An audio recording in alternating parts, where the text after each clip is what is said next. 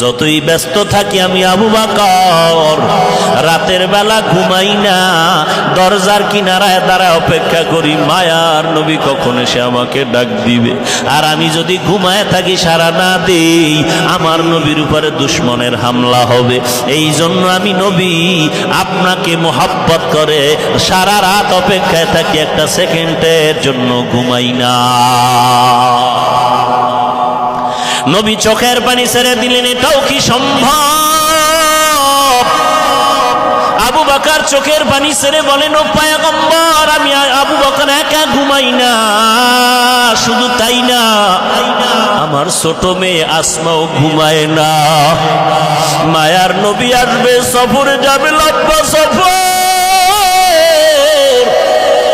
Medina বড় লম্বা সফর। মায়ার নবীর ক্ষুধা লাগবে, আমার মেয়ে আসমা নাস্তা বানায় অপেক্ষা করে।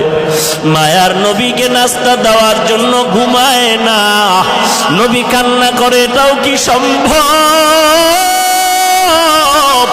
আবু বকর চোখের পানি ছেড়ে কান্না করেন আর বলেন, ও পয়গম্বর, ওই খুঁটির গোড়ায় তাকায় দেখেন আমাদের ওই উটও ঘুমায় না।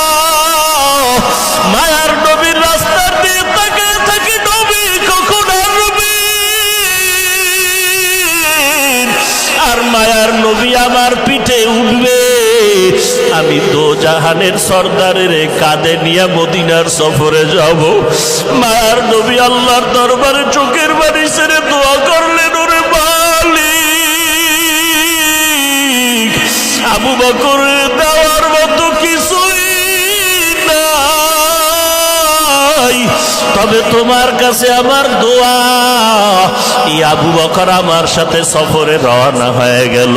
এই সফর মদিনা পর্যন্ত না, না, আবু বকরের সফর শুরু হয়েছে আজকে মক্কা থেকে, এই সফর মদিনা পর্যন্ত না। আবু বকরের সফর সঙ্গী হয়ে থাকবে জান্নাতের মেহমানখানা।